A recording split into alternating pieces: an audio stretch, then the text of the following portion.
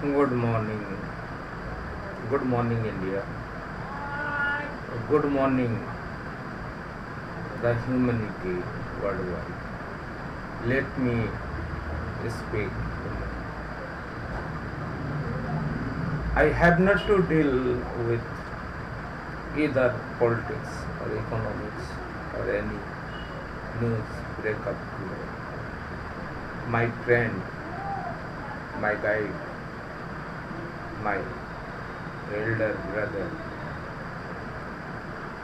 the one of the most important poets of India in our time, Birendra, left us this morning on 4 a.m. sharp. We did not expect Navarunda to die, but Navarunda fought cancer with courage and succumb. Birendra also fought cancer and succumb.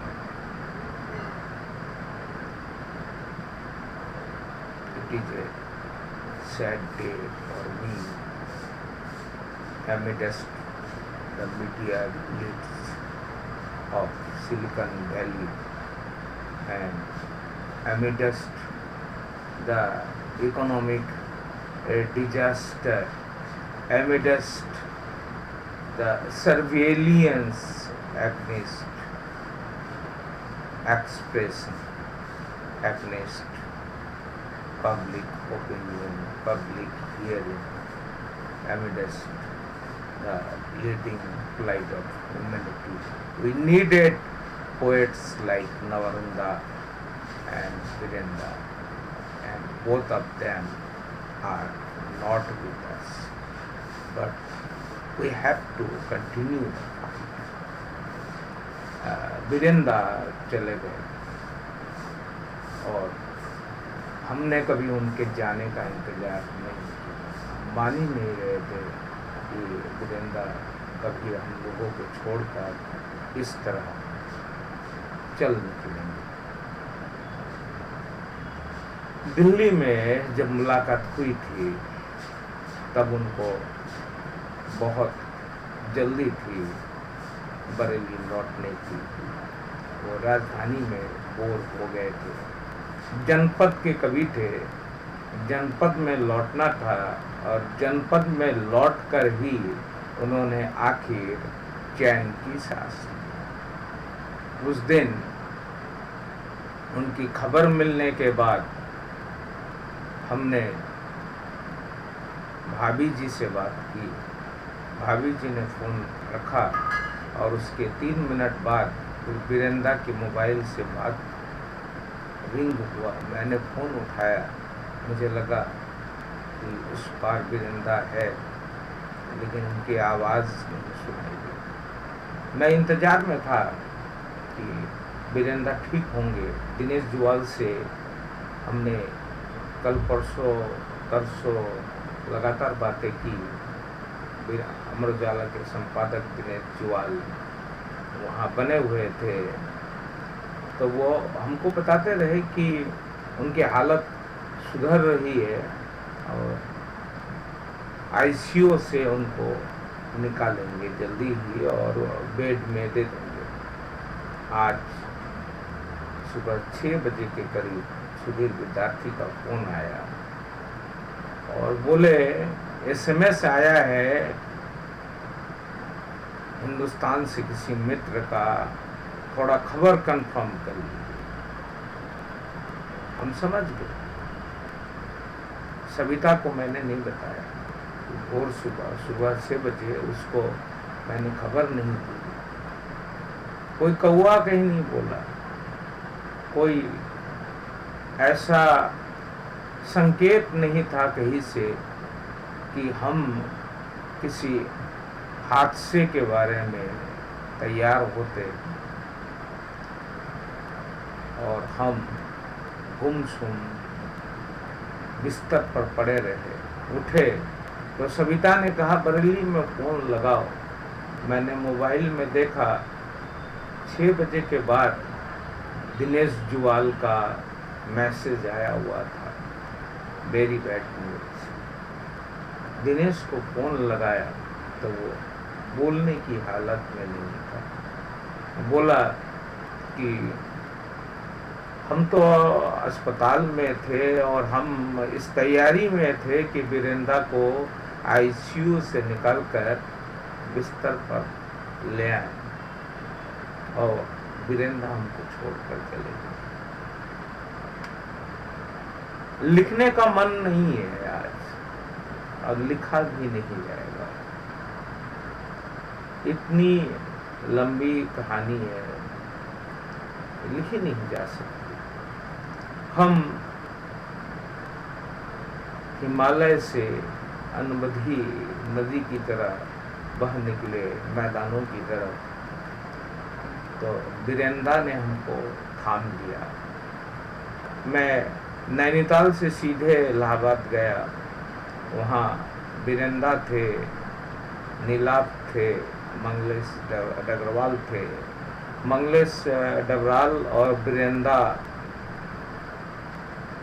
Khusrobagh के पास लुकरगंज में रहते थे और 100 लुकरगंज में मैं शेखर जी के साथ रहता था। तो रोजाना मुलाकात होती थी, रोजाना बातें होती थी। देश दुनिया के बारे में हम अमृत प्रभात और इलाहाबाद के तमाम साहित्यकारों के साथ मिल बैठ के सीख रहे थे और इसमें वीरेंद्र और मंगलेश दा साथ साथ। वह साथ फिर नहीं टूटा। हम पत्रकारिता में आए, आने के बाद लगातार वीरेंद्र के साथ संपर्क में रहे। 84 में हम मेरठ गए तो 87 में वीरेंद्र अमर उजाला लेके मेरठ चले आए। हम वीरेंद्र से तब मिले नहीं क्योंकि मैं दैनिक जागरण का इंचार्ज हुआ करता था और अमर उजाला प्रतिद्वंदी अखबार हुआ करता था। कभी कभार फोन पर बातचीत होती रही, लेकिन हम लोग साथ साथ थे, साथ साथ हम लोग तब भी लड़े।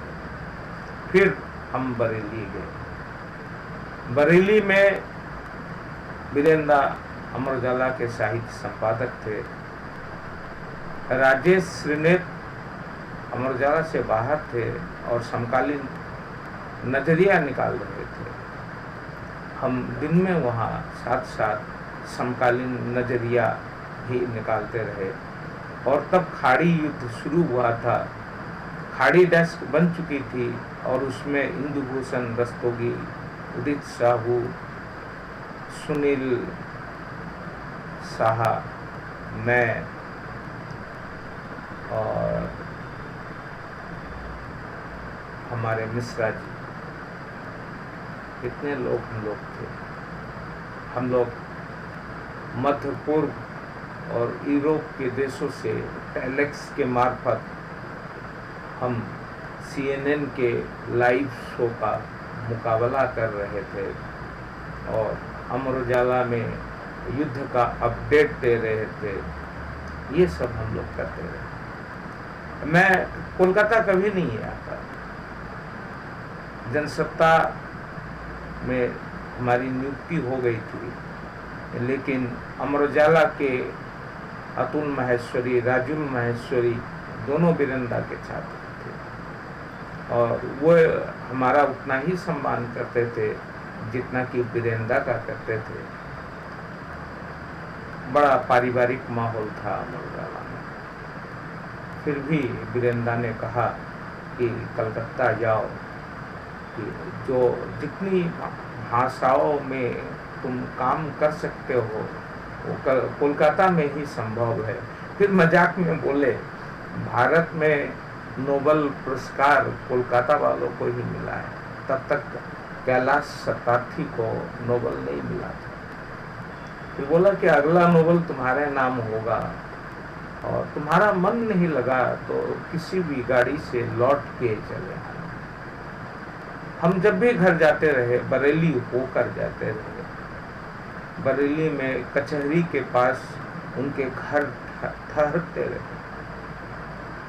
वीरेंद्र कानपुर में संपादक बनने के बाद उन्होंने फोन किया, बोले तू चला कानपुर चला, छोड़ दे जनसत्ता। मैंने कहा कैसे छोड़ दो, मुझे यही रहने दो। और वीरेंद्र कानपुर से अखबार निकाल दिया। फिर वीरेंद्र बरेली अमर उजाला चले आए, हम उनसे मिलने गए। फिर अचानक वीरेंद्र कैंसर से पीड़ित हो गए।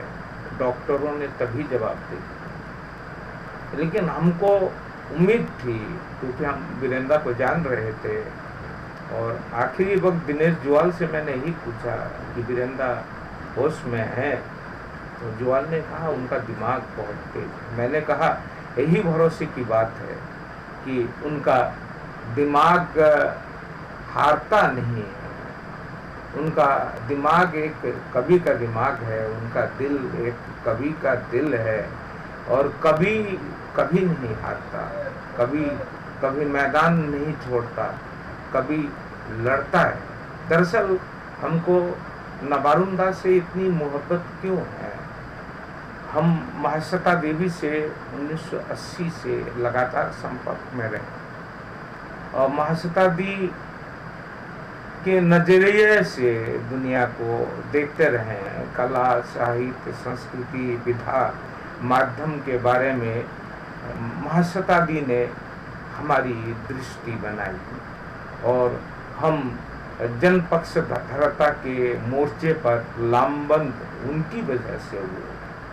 भाषा बंधन जब निकला तो हम उसमें इसलिए शामिल हुए कि उसमें महाश्वेता दी प्रधान संपादक थी, और उसमें हमारे साथ जैसे कृपाशंकर चौबे थे, जैसे अरविंद चतुर्वेद थे, वैसे ही संपादकीय में पंकज बिष्ट थे, मंगलेश डबराल थे, और वीरेंद्र भी थे। समकालीन तीसरी दुनिया में भी संपादक मंडल में वीरेंद्र को आखिर में आनंद जी ने जोड़ दिया। ये जो संसार है, कोलकाता से लेके नैनीताल तक, दिल्ली तक, एक हिंदी कवि हमारे वीरेंद्र उसमें हर कहीं मौजूद थे। अब मरने के बाद भी वो हमारे साथ हर कहीं मौजूद रहेंगे। पंजाब के कवि पास को हमने कभी नहीं देखा, या तेलुगु कवि चेराबंडू राजू को हमने कभी नहीं देखा, सुकांत भट्टाचार्य को हमने कभी नहीं देखा। दुनिया भर के जितने कवि हैं, जो हमारे प्रिय लोग हैं, प्रिय कवि हैं, Shelley, Keats, Wordsworth, Shakespeare, Pushkin, T S. Elliot,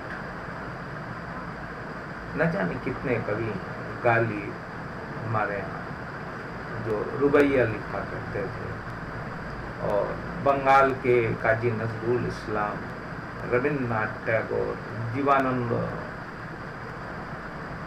Muktibodh, Gajanan Madhav, Muktibodh, Subramaniam Bharti, ये सारे कवि हमारे भीतर होते हैं, और उनका वजूद मिलके हमारा वजूद बनता है। ये कवि नहीं होते तो हम रचना कर्म कर नहीं पाते। हम लोग कला और साहित्य और संस्कृति की दुनिया में इसलिए हैं कि कवि और कविता की विरासत बनी हुई। जब मैं अमेरिका से सावधान लिख रहा था तो भारत भर के कवि हमारे साथ थे। धुरंधर विद्वान त्रिलोचन शास्त्री, यायावर बाबा नागार्जुन, क्रांतिकारी सलभ श्री राम सिंह से लेके अपने वीरेंद्र तक, अरुण कमल, राजेश जोशी, जितने लोग थे उन्होंने उस मुहिम का समर्थन किया। और अमेरिका से सावधान में हमने तमाम कवियों की कविताओं का इस्तेमाल भी किया, क्योंकि कोई भी जंग हम कविता के बिना लड़ नहीं सकते। नैनीताल में हमारे मित्र कपिलेश भोज ताराचंद त्रिपाठी के घर में मेरे साथ थे। ताराचंद त्रिपाठी हमारे लिए कौटिल्य से कम ना थे, और उनके रास्ते पर हम तमाम विषयों को सीख रहे थे। और उस वक्त हम लोग प्लेटो, अरस्तु और सुकरात बनने की फिराक में थे। मोहन ओशो की किताबें खूब पढ़ा करते थे, और ओशो जब बोल रहे होते तो जब पहाड़ों में आके बोलते थे तो लगता था कि वह आसमान से बोल रहे हैं। और हम लोग मुग्ध थे कि इतना सही सही वो कैसे बोलते हैं, और इतना मौलिक चिंतन वो कैसे करते हैं। उन्होंने कुछ भी नहीं लिखा, वो बोलते रहे। लेकिन हम लोग ओशो के तिलिस्म में फंसे नहीं। त्रिपाठी जी की दी हुई सूची के मुताबिक हम लोग तमाम किताबें पढ़ते रहे, और हर भाषा की कविता में अपनी जान खपाते रहे। डीएसबी कॉलेज में डॉक्टर मानस मुकुल दास के साथ वाइस चांसलर और तमाम प्राध्यापकों और छात्रों के बीच हमारी जो बहस शुरू हुई, वो बहस सभा भंग कर देनी पड़ी और रात भर हमारी चली।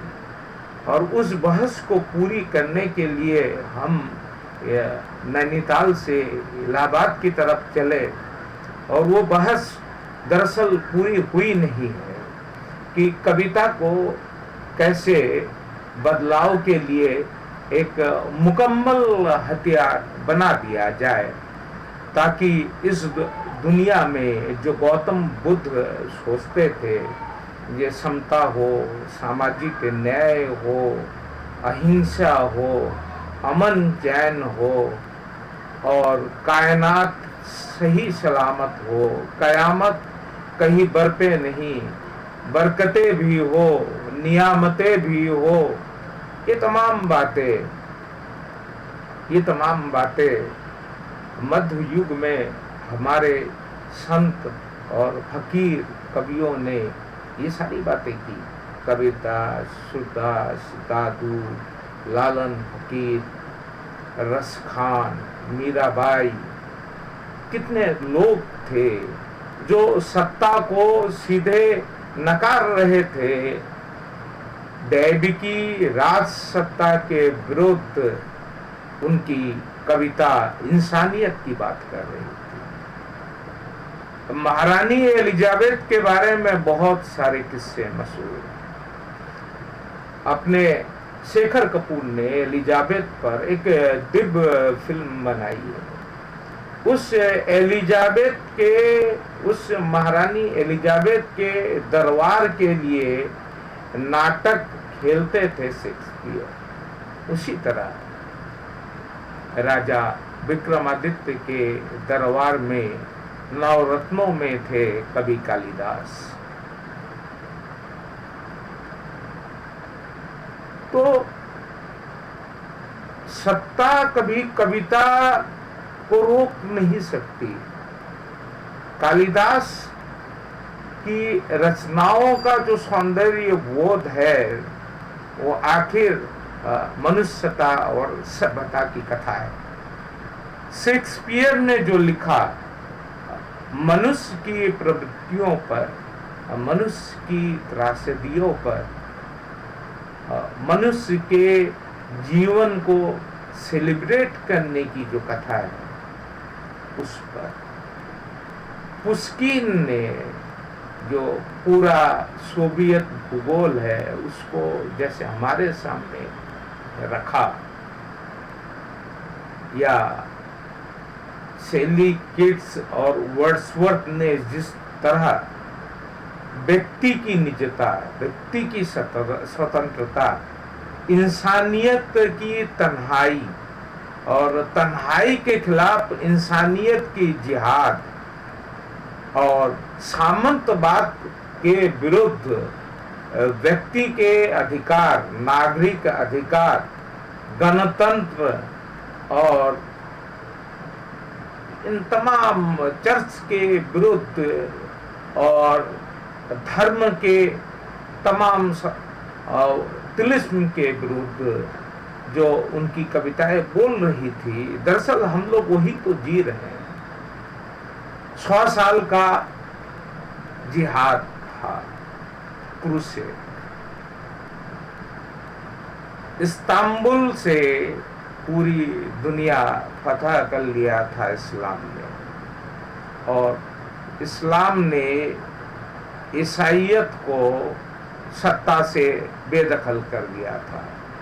तो उसके खिलाफ 100 इयर्स का वार हुआ और लोग जो लड़े वो नाइट कहलाए। तो मध्ययुगीन यूरोपीय कविता में उन नाइट्स और नोबल्स की जो कथा थी, वो शेली, वर्ड्सवर्थ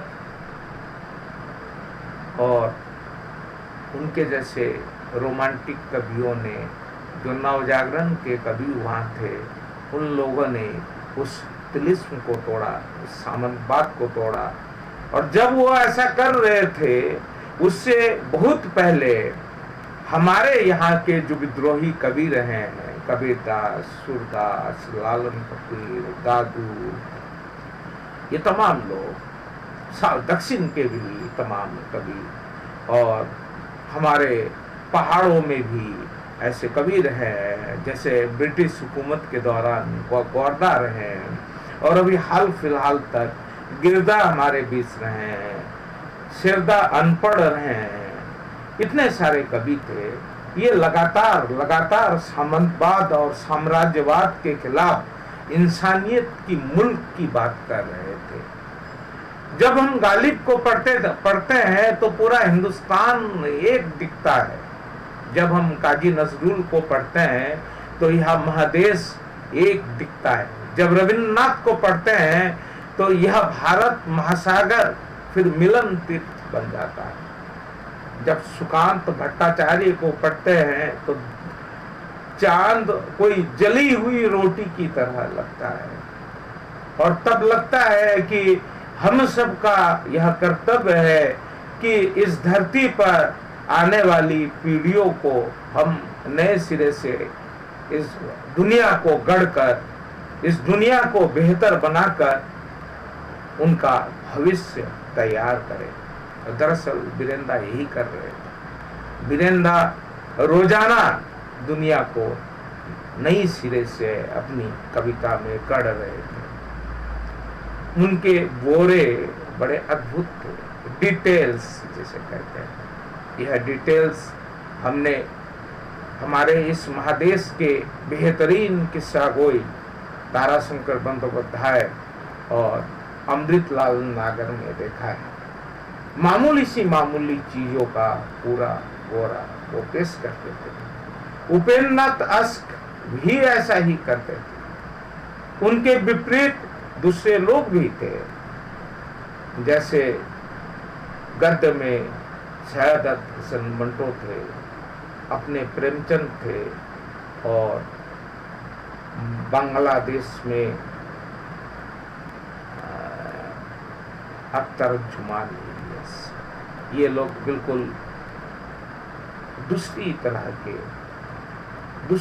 से बात करते थे। और उन सब का निचोड़ था नवारुण का, जो एक शब्द भी फालतू लिखते नहीं थे, और उनका हर शब्द एक गुरिल्ला लड़ाई का पूरा चाक चौबंद इंतजाम था जो हमारे समय को बदलने के लिए जनता को लामबंद कर रहा था। ये कविता में हमारी लड़ाई रही है।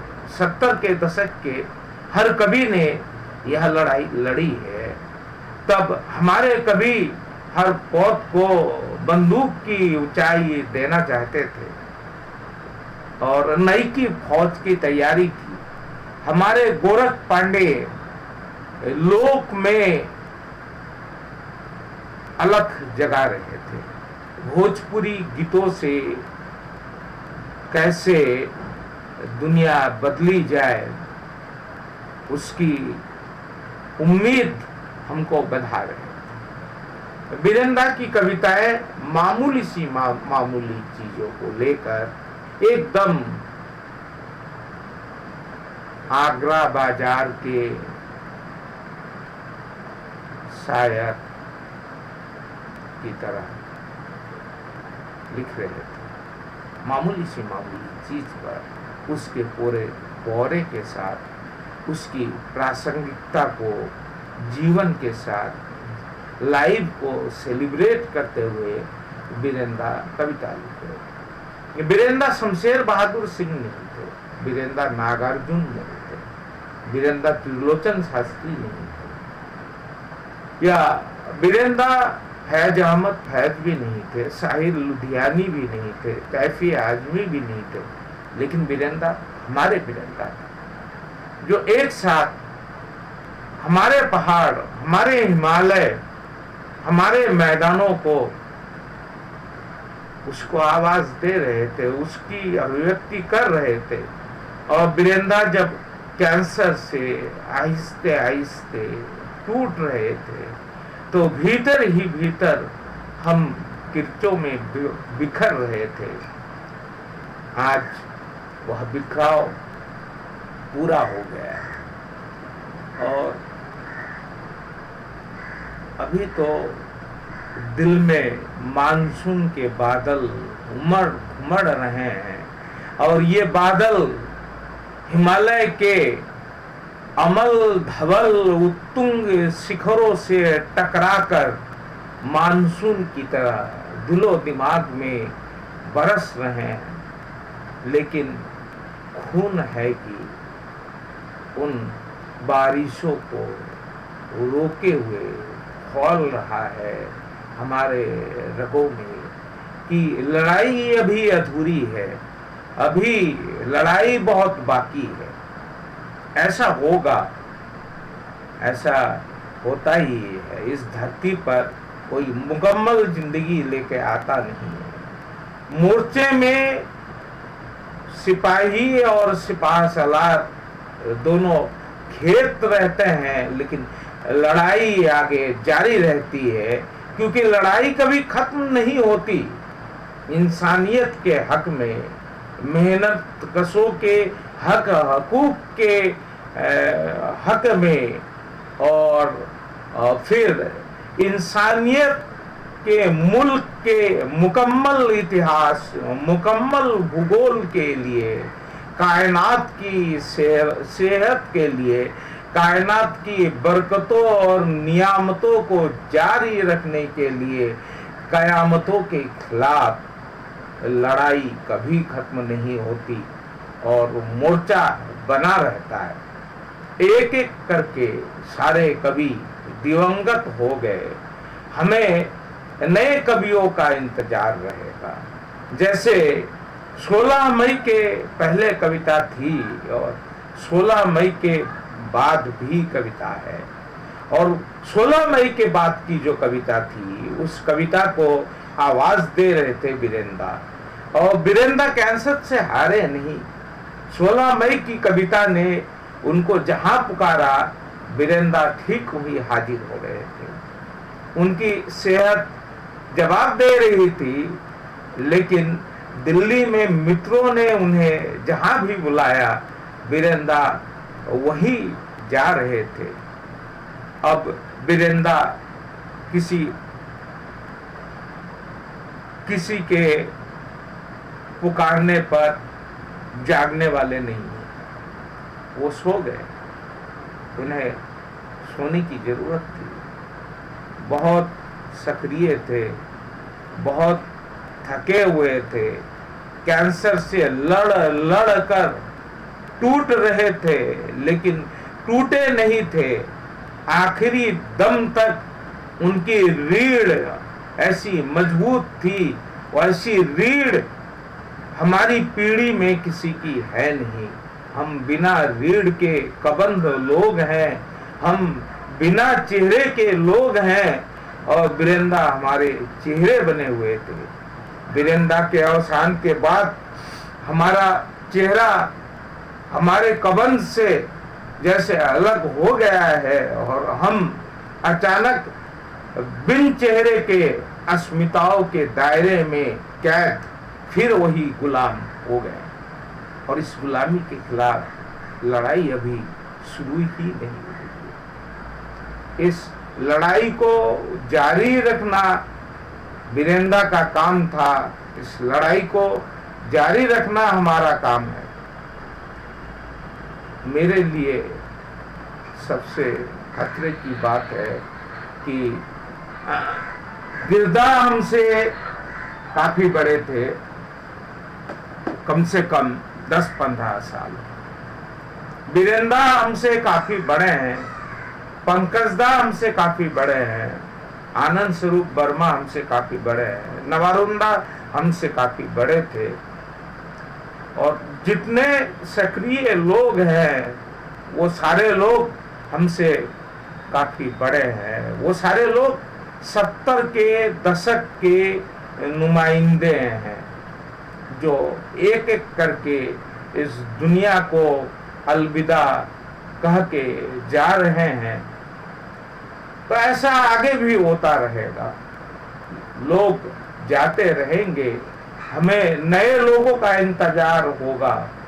वीरेंद्र नहीं है तो वीरेंद्र के बदले हमें अपने मोर्चे पर वीरेंद्र से बड़े कवि का इंतजार होगा। जैसे हमें अब भी नवारुंडा से बड़े कवि का इंतजार है, हमें अब भी गजानन माधव मुक्तिबोध से बड़े कवि का इंतजार है।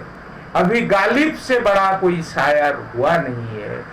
हमें अभी शाहिर का इंतजार है, हमें अभी फैज अहमद फैज का इंतजार है, हमें अभी सुकांत भट्टाचार्य का इंतजार है, हमें अभी शेक्सपियर का इंतजार है, हमें शेली, कीट्स, वर्ड्सवर्थ का इंतजार है, हमें अलेक्जेंडर पुश्किन का इंतजार है। ये कवि नहीं होंगे, यह कविता नहीं होगी तो दुनिया को फिर बेहतर नहीं बनाया जा सकता। क्योंकि दुनिया पर राज तमाम कातिल कर रहे होते हैं, और हम लोग कातिल को रब बनाए हुए होते हैं, और हमारी हर कोशिश रब को कातिल बनाने की होती है, क्योंकि हम अपना धंधा कर रहे होते हैं। कवि का कोई धंधा नहीं होता कविता के सिवाय। कविता ऐसी मुकम्मल विधा है जिसमें इलियड लिखा जा सकता है, जिसमें ओडिसी लिखी जा सकती है, जिसमें रामायण लिखा जा सकता है, जिसमें महाभारत लिखा जा सकता है। ये तमाम महाकाव्य कविता में ही संभव हुए हैं। शेक्सपियर के तमाम नाटक कविता में, और ग्रीक ट्रेजेडी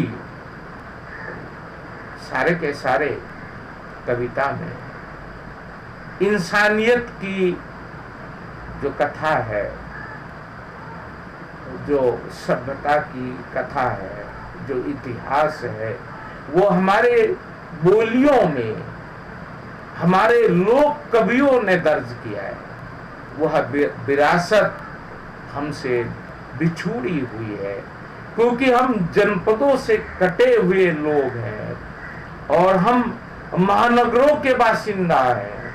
हम सीमेंट के जंगल में सुख चैन से हैं, हम उपभोक्ता हैं, हम मुक्त बाजार के डिजिटल बायोमेट्रिक नागरिक है और हम पर ड्रोन का पहरा है। हम पाबंदियों में जीते हैं, हम बालू में सर गड़ाकर शुतुरमुर्ग बने हुए हैं और तूफान के गुजर जाने के इंतजार में हम अपने कार्निवाल में निष्णात मदहोश मदमस्त नागरिक हैं, जिन्हें न नागरिक अधिकारों का अता पता है, न जिन्हें मानव अधिकारों का अता पता है। कवि के लिए मुश्किल है कि मनुष्यता से कविता कभी अलग होती नहीं है। नागरिक अधिकार उसके सरोकार होते हैं, मानव अधिकार उसके सरोकार होते हैं। सरहदों के आर पार लहू लिहान इंसानियत के लिए कवि का दिलो दिमाग खून से लबालब होता है और खून की नदियों में तैर कर उसका सफर होता है। आग के दरिए में डूब के मोहब्बत का पैगाम देना कविता का काम होता है। और सत्ता चाहे कितनी ही मजबूत हो, सत्ता चाहे कितनी ही बड़ी हो, सत्ता चाहे कितनी दैवी हो, सत्ता चाहे सियासत, मजहब और हुकूमत का जहरीला त्रिशूल बनकर दिलो दिमाग में विद रहा हो, कवि को आखिर बुलबुल की तरह होना चाहिए और बुलबुल की तरह उसे मीठा मीठा गाना चाहिए। हमें वीरेंद्र के जाने का गम उतना भी नहीं है। ये गम हमारा निजी गम है कि हम और थोड़ा अनाथ कुछ ज्यादा हो गए हैं, हम थोड़ा तन्हाई में और थोड़ा अकेले ज्यादा हो गए हैं। लेकिन वीरेंद्र थे, उनके दिल में वह त्रिशूल गड़ा हुआ था और वो बुलबुल की तरह गाते गाते हमारे बीच से हमारे जाने अनजाने चले गए। अब मैं प्रफुल्ल या तुर्की से क्या बात करूं? संजय दिल्ली से भागा गया है, उससे क्या बात करूं? नैनीताल में युगमंच के लोग, शेखर राजीव और तमाम लोग गिरदा को जाते हुए देख चुके हैं, वो वीरेंद्र को भी देखते रहे हैं। उनसे मैं क्या बात करूं? भाभी जी से मैंने बात की है। अब कोई भी बात औपचारिक होगी। यह जो मैं बात कर रहा हूं आपके मुखातिब, यह भी एक औपचारिक बात। असल तो वह लड़ाई है जो लड़ाई वीरेंद्र लड़ रहे थे, हमारे तमाम कवि लड़ रहे थे, पूरा का पूरा 70 का दशक लड़ रहा था। हर विधा में, हर माध्यम में उस लड़ाई का मोर्चा तनिक कमजोर हो गया है। अब वीरेंद्र को याद करें तो आइए, हम जितने लोग बचे हुए हैं, हम कोशिश करें कि जैसे वीरेंद्र दुनिया को रोज बेहतर बनाने की फिराक में थे, उस तरह हम दुनिया को बेहतर बनाने के लिए सरहदों के आर पार इंसानियत को लामबंद करें और मेहनत कशों के जो हक हकूक खत्म हो गए हैं, वो हक हकूक के खिलाफ हम बाबुलंद आवाज अपनी बात कहे, अपने लबों को आजाद करे। और जैसे शाहिर कह गए हैं कि हर अनाज का हिसाब हमें मांगना है, दाने दाने का हिसाब हमें मांगना है, क्योंकि दुनिया भूखी है, बच्चे भूखे हैं और हिमालय रेगिस्तान में बदल रहा है।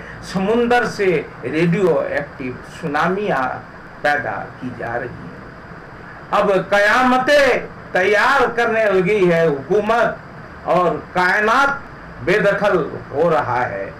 बेदखली बेइंतहा है। इस बेदखली के खिलाफ हमको अपनी रीढ़ सीधी करके अपने मोर्चे में फिर लामबंद होना है, और तब लामबंद होके वीरेंद्र को हम अपनी सलामी दे सकते हैं। वीरेंद्र की खूब इच्छा थी, वो जनपद के कवि थे, उन्होंने जनपद को जिया। जब तक दिल्ली में थे तो जनपद बन के दिल्ली में बने हुए थे, वो जनपद में लौटना चाहते थे। मुझसे उन्होंने कहा था, अब की दफे मिलना तो दिल्ली मत आना, अब की दफे मिलना तो बरेली आके मिलना। वीरेंद्र बरेली आए थे और मैंने वीरेंद्र से कहा था कि मैं अक्टूबर या नवंबर में जब घर जाऊंगा तो बरेली में हम अड्डा जमाएंगे। इसी बीच सुनील शाह चले गए। सुनील शाह बरेली में हमारे अड्डों की जान थे। सुनील शाह चले गए, वीरेंद्र भी चले गए। कह गए तो हमने तब से लगाने बंद कर दिए जब से गिरदा चले गए।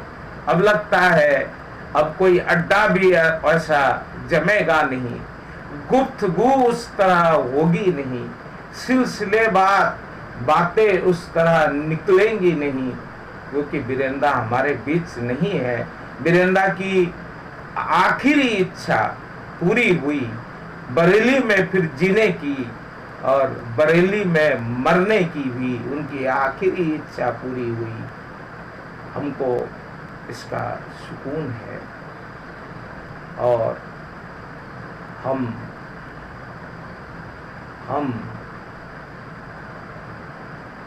इस बात से फिलहाल रिहाई महसूस कर रहे हैं कि वीरेंद्र को इस दुनियाई तकलीफों से निजात मिल गई है, वो अमन चैन से सो सकेंगे। लेकिन बाकी जो लोग हैं इस दुनिया पर बने हुए हैं, उनका क्या होगा, उनके अमन चैन का क्या होगा, यह लड़ाई वीरेंद्र अब हमारे जिम्मे छोड़ गए। हमें उस लड़ाई की फिक्र है। मैं